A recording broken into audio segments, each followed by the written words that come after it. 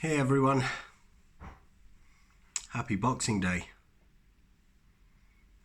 For those that celebrate Christmas,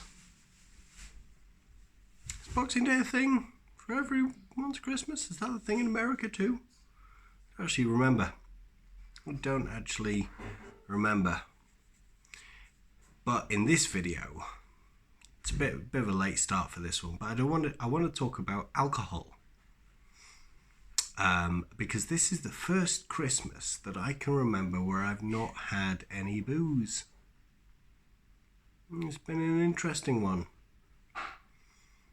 And I recorded a video a couple of weeks back. I can't remember whether I only put it on LinkedIn or whether I put it on YouTube as well, but it was about the rules of depression and my own experience with depression, because I always thought, there was this idea of when I was feeling at my lowest, I could still laugh, I could still experience joy or peace and excitement. So I would tell myself that I can't be depressed because I still had access to those things. And I feel like when it comes to addiction, certainly with my own experience with addiction, that there's similar grey areas. Often due to like movies we've watched or things that we might have seen, or unfortunately things that we might even have experienced personally. There's this kind of idea that addiction is, if we just stick with alcohol for a second, addiction is this, get up on a morning, you need to have alcohol to function. You drink every night, you drink every morning. And it's just this insane obsession. It's the way that's portrayed in every kind of movie with addiction that I've ever seen, right? But I've never had any of those challenges. I've never woken up on a morning and needed to have a drink or anything like that. I've gone several weeks without drinking. There was a time where every January would be completely dry. I'd actually go vegan, no alcohol, no caffeine, no dairy for like an entire month. I did that several years running.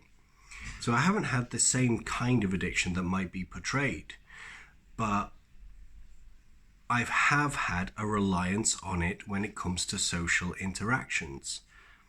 Like the idea of going to a pub with some of my friends and not having a beer seemed insane. Getting through Christmas, particularly with everybody else drinking, sitting around the table having Christmas dinner without like a glass of wine or a champagne or a beer, something to toast, going to a wedding. Can you imagine going to a wedding and not having a drink? So I recognized that throughout my entire life, I built up this reliance on having alcohol in social circumstances. And sure, we can say that it's because you're around people that are drinking. The idea of being the sober one in a crowd that is drinking is challenging for sure. But I also noticed that growing up, I was one of those people that was not bad, even the right word. I could handle my drink, right? As if it's some kind of badge of honor, right? Some kind of like sign of being a man is being able to handle your drink.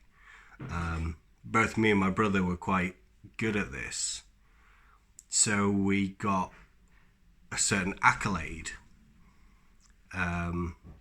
I think at one point, one of my brother's friends, said, don't drink with the Fretwells. So like there was a certain kind of like badge of honor that we were like those types of people, even won like pub golf tournaments and things like that. So like there was a certain ego attachment to the drinking as well. And I've kind of learned over time that it is certainly, when it comes to social interactions, it's been a thing that I've used to take the edge off, to maybe give access to more of myself. Or at least that was what I believed, right? It was like reduce some of the inhibition, so it would give me the courage to be more myself. And thanks to the fact that my partner Rebecca doesn't drink, and meeting her family and breaking through so many of my own barriers, I didn't want to. Oh, it doesn't help the fact that, I've also developed an allergy to certain alcohol or something that's in alcohol as well. But it became not worth it this year. And it changed the experience, and for the better. It really changed the experience for the better. No longer was I connecting with people through alcohol, because it's like when you connect to people through alcohol, it's like you connect through a haze or a screen, or like a misted up window in some way, shape or form. But when you remove the alcohol, you remove that window and you just connect with people directly. It's the first time I've ever done it.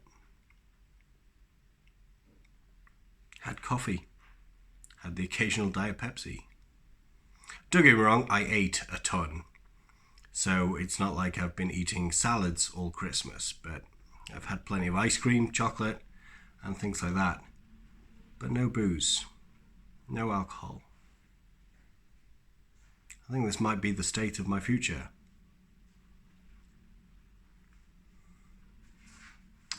But it's funny, isn't it? Because I think that when it comes to our thoughts around what an addiction is, we usually go to those extremes of like what an image of what addiction can be. But is reliance on alcohol to get through to get through anxiety, to get through nerves, to get through a social situation, is that an addiction? When you need to have alcohol at the end of the week to relieve stress, is that an addiction? Is any kind of reliance on something like that an addiction? Where do the rules start? I think it's always worth considering whether you have reliances and dependencies. You don't have to call it an addiction if you don't want. It's your choice. But if you've got a reliance or a dependency on something external like that, particularly something that's ultimately unhealthy and bad for you, it's worth scoping out and experimenting whether you can try and break through those resistances, those dependencies, to experience whatever it is that you're depending on it to get through.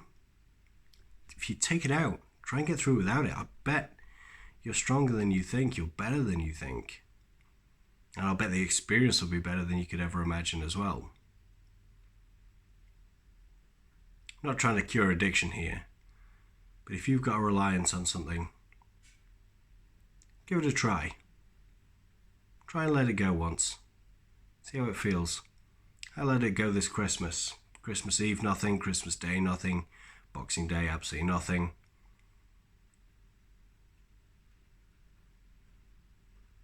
There were times where I wanted one, for sure. Calm the nerves. But I didn't, and it was better.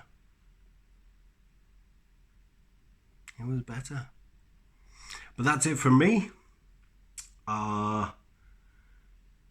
Very, very soon we're going to start planning for what 2021 might hold. We're going to start visioning and thinking about what we can achieve. I am very keen for 2021. I think it could be a big one. 2020 has meant a lot of adjustment. I think 2021 could be a big year for reconnecting with oneself, reconnecting with friends, and reconnecting with the things that are truly important, things that we might have forgotten about that were important, things that we've covered up with consuming. And start planning for a different kind of 2021. Let's have a think about that tomorrow, I think. So I'll see you then. Bye!